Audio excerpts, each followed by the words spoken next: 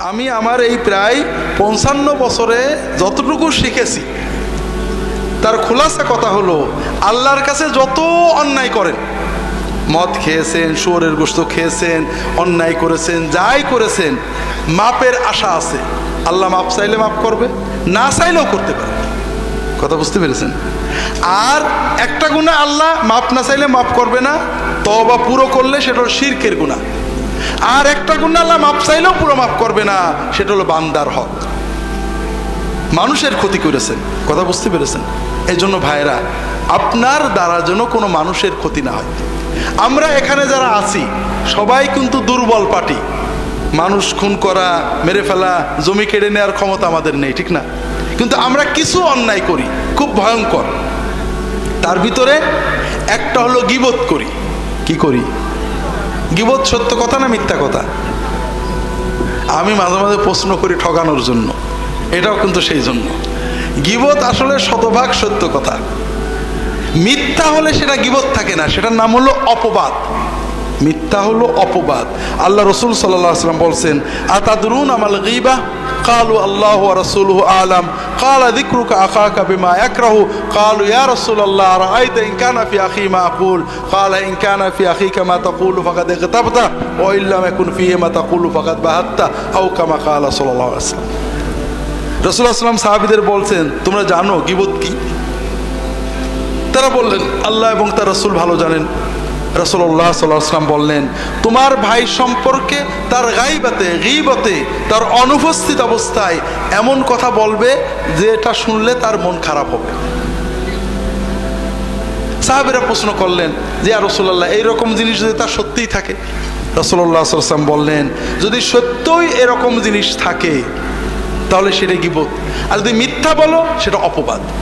তাহলে গীবত হওয়ার জন্য দুটো জিনিস শর্ত, একটা হলো সত্য হতে হবে, আর একটা এমন কথা যেটা তার পিছনে বললে সে শুনলে তার খারাপ লাগবে, কষ্ট পাবে। কথা বুঝতে পেরেছেন? আর অপবাদের কথা একটু পরে যাচ্ছি। আল্লাহ রসুল সাল্লাল্লাহু আলাইহি ওয়াসাল্লাম বসে আছেন, তার পাশে তার স্ত্রী আয়েশা রাদিয়াল্লাহু তাআলা আনহা বসে আছেন। এমন সময় আর এক স্ত্রী সফিয়া রাদিয়াল্লাহু তাআলা আনহা তার কাছে এসেছেন, কয়েকটা কথা বলে তিনি চলে গেছেন।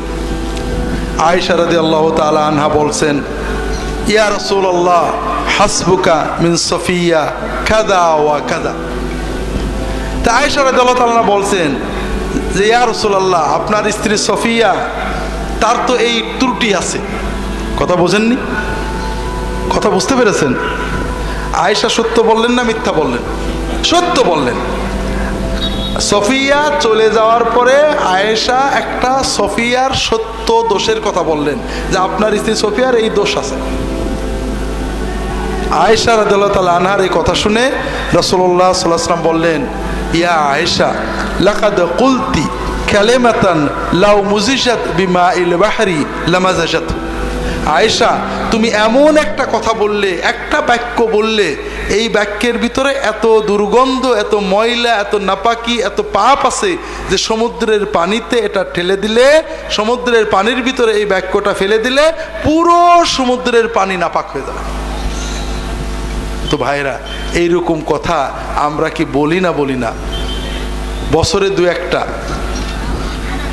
হাজেরিন, 5 জন 2 জন মেয়ে এক জায়গায় হলে কথা বলেন, অমুকের বাড়ি দাওয়াতে গেছিলাম, এই দুল পরেছে, এই ফুল পরেছে, এই শাড়ি পরেছে, এই রান্না করেছে, ইত্যাদি সমালোচনা করেন না?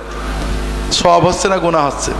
কত কঠিন গুনাহ যে কিয়ামতের দিন আপনার নেকিগুলো কেড়ে নিয়ে যাবে। আমরা 5 জন এক জায়গায় বসলে ইমাম সাহেব, মৌলানা সাহেব, মন্ত্রী সাহেব, অমুক সাহেব গীবত করি না? গুনাহ হচ্ছে না সওয়াব হচ্ছে? সবচেয়ে বড় মজা হলো ভাইয়েরা, আমরা গীবত করি যাদের পছন্দ না করি, ঠিক না? যাদের মহব্বত করি সাধারণত গীবত করি না। কার গীবত করি? যেমন ফুরফুরার লোকেরা হয়তো চরমনার গীবত করে, চরমনার হুজুরেরা ফুরফুরার গীবত করে, জামাতের হুজুরেরা তবলিগের গীবত করে, তবলিগের হুজুরেরা জামাতের গীবত করে। আছে না নেই? আছে। প্রথমত এটা একটা মহাপাপ। 2 নম্বর কথা, ওই যার গীবত করলেন কিয়ামতের দিন আপনার জিকির, ওজিফা, জিহাদ, তাকওয়া, তওবা সব সওয়াব কেড়ে নিয়ে যাবে। কাজেই ভাইরা, আমার অনুরোধ হল না যাই। কথা কি বুঝতে পেরেছেন? মদের পাপের তওবা সহজ, গীবতের পাপের তওবা সহজ না।